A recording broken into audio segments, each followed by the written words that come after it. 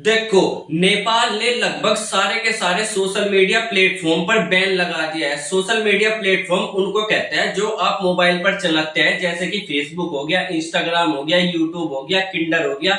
ये सारे के सारे क्या कहलाते हैं? सोशल मीडिया प्लेटफॉर्म हो गए। और ज्यादातर लोग स्मार्टफोन पर इन्हीं सब ऐप को चलाते हैं। कोई यूट्यूब देख रहा है, कोई इंस्टाग्राम पे रील ऐसे स्क्रॉल कर रहा है, कोई स्नैपचैट से सुंदर सुंदर फोटो खींच रहा है लोगों को बेवकूफ बनाने के लिए। देखो कि मैं तो परी हूं। और होती क्या है वो आप बाद में देख लेना क्या होती है। फिलहाल इसमें देखने वाली बात है कि कौन कौन से ऐप पर नेपाल ने बैन लगाया है। नेपाल ने एक आधे ऐप पर नहीं, लगभग 24-25 ऐप पर बैन लगाया है, जिसमें से एक फेसबुक है, मैसेंजर है, इंस्टाग्राम है, यूट्यूब भी है, ट्विटर भी है, व्हाट्सएप, जिस पर आप अपने मासूका या अपने प्रेमी से क्या करते हो, बात करते हो। ज्यादातर लोग इसी पर ही बात करते हैं। लिंक्डइन ऐसा ऐप है जहां पर आप नौकरियां ढूंढते हो। स्नैपचैट ये एक प्राकृतिक नहीं, ये एक मोबाइल वाला क्या है, मेकअप है। यहाँ पर अच्छे अच्छे जो भूतनी के लगते हैं वो भी बहुत सुंदर सुंदर होकर के निकलते हैं। किससे? स्नैपचैट के द्वारा। अब ये सारे के सारे ऐप पर जो बैन लगाया उसके पीछे सरकार ने क्या कहा है कि इस पे बहुत सारे क्या बन रहे थे, फेक अकाउंट्स बन रहे थे इन ऐपों पर। अब फेक अकाउंट बन रहे हैं, इससे क्या ही फर्क पड़ता है? देखो, इससे बहुत बड़ा फर्क पड़ता है, क्योंकि जब आप लोगों को एक दूसरे से नफरत फैलानी हो तो आप अपनी रियल आईडी से बात नहीं करेंगे। जैसे आपको हिंदुओं को गाली देनी है, किसी मुसलमान हो गया तो उसको हिंदू को गाली देनी है, या कोई हिंदू हो गया उसको मुसलमान को गाली देनी है, तो अपनी रियल आईडी से गाली नहीं देंगे। क्यों?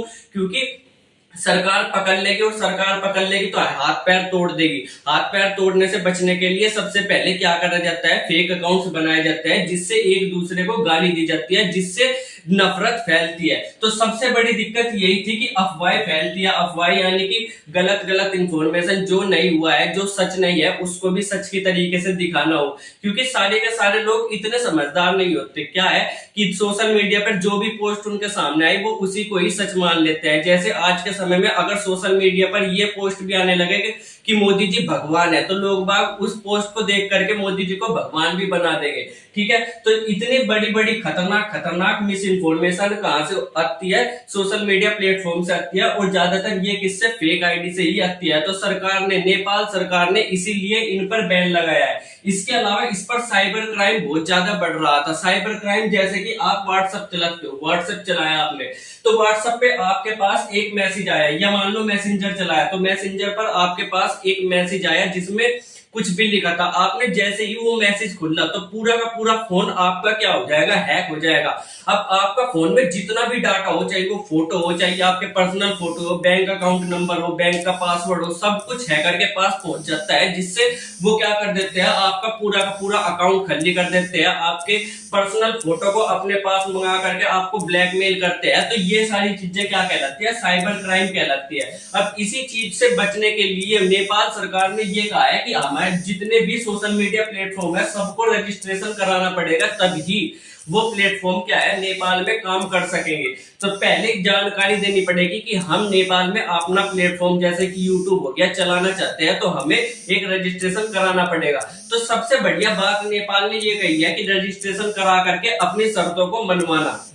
भारत सरकार को भी यही करना चाहिए कि अपनी शर्तों को मनवा ले, क्योंकि ये छोटी मोटी चीज नहीं है, ये बड़ी ही खतरनाक चीज है। अभी आप देखोगे तो सबसे ज्यादा इंफॉर्मेशन आप कहां से लेते हो? सोशल मीडिया प्लेटफॉर्म से, चाहे वो इंस्टाग्राम हो, चाहे यूट्यूब हो, चाहे फेसबुक हो, सबके सब लोग वहां से ही इंफॉर्मेशन लेते हैं। अगर उस पर आ रही है मोदी की खतरनाक खतरनाक चीजें आ रही है कि मोदी बहुत अच्छा है, ऐसी चीजें आपके सामने वीडियो आ रही है, तो आप लोग क्या सोचेंगे? मोदी जी तो भगवान है। वहीं अगर मोदी जी की खराब खराब चीजें आ रही कि मोदी ने किसी पर अत्याचार कर दिया, मोदी ने देखो सड़कें तुड़वा दी, ये सारी चीजें आ गई, तो आप सोचोगे मोदी जी तो हैवान है। तो इसका फर्क क्या पड़ता है कि जो इसके ओनर होते हैं, जैसे यूट्यूब है, यूट्यूब अमेरिका की कंपनी है। अब अमेरिका अगर चाहे तो क्या कर सकता है कि मोदी जी के खिलाफ पूरा पूरा माहौल बना करके मोदी जी की खतरनाक खतरनाक रील चलवा के जिसमें दिखाया जाए कि मोदी जी एक तानाशाह है, देश के लिए बिल्कुल अच्छे नहीं है, महंगाई बहुत ज्यादा बढ़ा दी, ये सब कर दिया। तो ऐसी ऐसी वीडियो मोदी जी की चला करके क्या हो सकता है, लोगों के दिमाग में मोदी जी के खिलाफ नफरत भर सकते हैं। और ऐसा हुआ भी है। कहां कहां पर हुआ है? बांग्लादेश में शेख हसीना के खिलाफ क्या है, फेसबुक और ये फेसबुक और यूट्यूब के जरिए ही लोगों के दिमाग में नफरत भरी गई। जिससे क्या हो गया, बांग्लादेश की सरकार को वहां के लोगों ने हटा दिया। ऐसे ही पाकिस्तान में हुआ था इमरान खान के टाइम पर। इमरान खान के खिलाफ इतनी नफरत भर दी गई इन सोशल मीडिया प्लेटफॉर्म से कि इमरान खान भिखारी है, कटोरा लेकर के दूसरे लोगों के पास भीख मांगता हुआ फिरता है, हालांकि ये सच भी है, ठीक है। तो ऐसी ऐसी चीजें क्या है, पाकिस्तान के लोगों के पास गई और पाकिस्तान के लोगों ने क्या करा, तख्ता पलट करवा करके इमरान खान को वहां से हटवा दिया। तो अगर चाहे अमेरिका चाहे तो मोदी जी को भी बहुत आसानी से हटा सकते हैं, केवल इन पर ऐसी ऐसी मिस इन्फॉर्मेशन दे करके। इसीलिए कि नेपाल में ऐसी चीजें ना हो। तो क्या है, नेपाल की सरकार ने साफ साफ कहा है पहले रजिस्ट्रेशन कराओ और हमारे जो नियम हो गए उनका पालन करो और निष्पक्ष ही चीजें हमें दिखाओ। भारत सरकार को भी इससे कुछ सीखना चाहिए और क्या करना चाहिए, इनको लोकल रजिस्ट्रेशन कराना चाहिए। भारत में इतने सारे चाइनीज ऐप, अमेरिकी ऐप चलते हैं पर उनका किसी का भी रजिस्ट्रेशन कराया नहीं जाता, ठीक है। अब इसके अलावा किस किस ऐप को बंद नहीं करा गया है, इसमें है टिकटॉक को बंद नहीं करा गया है। इसके अलावा ये जो निम्बूज है, ये कोई ऐप है निम्बूज जो नेपाल में चलता है, इसको भी बंद नहीं करा गया। और ये व्हाट्सएप के जैसा दिखने वाला दूसरा ऐप है जिसको बंद नहीं करा गया है, इसको बोलते हैं वीटो, ठीक है। अब इन ऐप को क्यों नहीं बंद करा गया? सबसे पहली बात तो इन ऐप ने रजिस्ट्रेशन करवा लिया था नेपाल के अंदर, कहा यही जा रहा है, पर इसके पीछे सच्चाई ये भी हो सकती है कि ये क्या है, चाइना का ऐप है।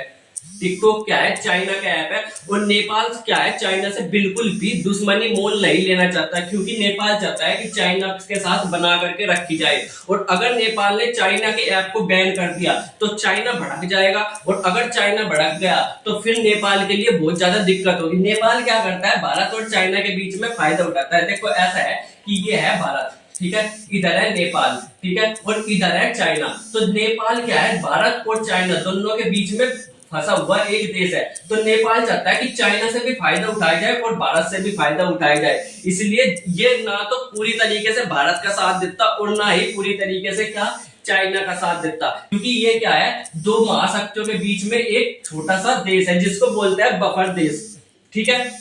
खैर इंपॉर्टेंट बात यही है कि ये भारत का भी साथ देता है और चाइना का भी साथ देता है, इसलिए ना तो ये भारत से डायरेक्ट दुश्मनी मोल लेता और ना ही चाइना से डायरेक्ट दुश्मनी मोल लेता। अब इसका जो फर्क पड़ेगा वो किस किस पर पड़ेगा? सबसे पहली बात तो इसका फर्क पड़ने वाला है जो परिवार के साथ संपर्क में रहते हैं व्हाट्सएप के द्वारा। जैसे कि नेपाल के जो स्टूडेंट है या कुछ लोग हैं जो काम करने के लिए दूसरे देशों में चले जाते हैं, जैसे अमेरिका चले गए, सऊदी अरब चले गए, तो वहां पर लोकल कॉल नहीं लगती। लोकल कॉल जो होती है वो बहुत महंगी होती है। जैसे आप फोन पे बात करना चाहो और आप डायरेक्ट नंबर मिला करके बात करो तो बहुत महंगा पड़ जाएगा। उसकी जगह सबसे ज्यादा इस्तेमाल होता है व्हाट्सएप।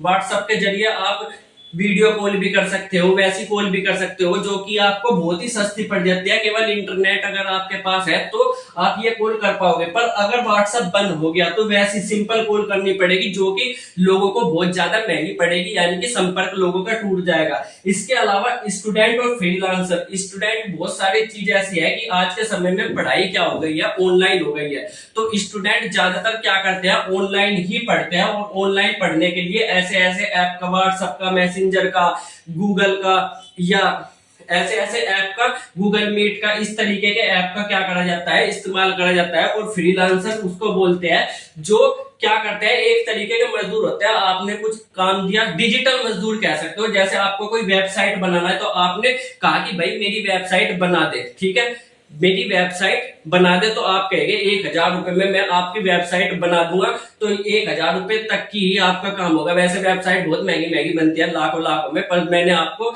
समझाने के लिए ही ये चीज बताई है, ठीक है।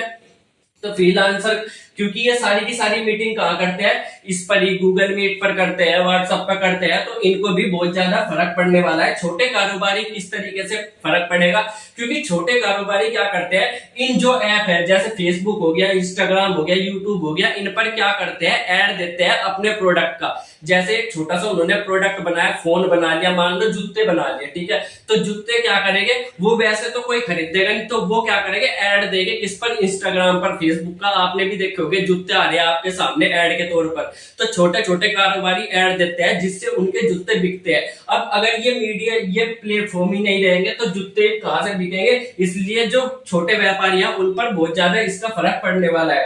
अब आप इसका इस्तेमाल कैसे कर सकते हो, वीपीएन के द्वारा। अब ये वीपीएन क्या भला है? तो वीपीएन देखो एक ऐसा ऐप होता है जो कि देखो आप फोन चला रहे हो तो फोन का एक एड्रेस होता है, उसको बोलते हैं आईपी एड्रेस। आईपी एड्रेस आपकी लोकेशन को बताता है। जैसे आपका आईपी एड्रेस है तो वो बताएगा आप इंडिया में हो, इंडिया में किस जगह पर हो, या नेपाल में हो, नेपाल में किस जगह पर हो। ठीक है, तो ये क्या करता है वीपीएन, जैसे ही आप इस ऐप को चालू करेंगे तो ये आपकी लोकेशन क्या कर देगा, बदल देगा। जैसे आप नेपाल में हो तो आपकी लोकेशन बता देगा कि आप अभी अमेरिका में हो। ठीक है,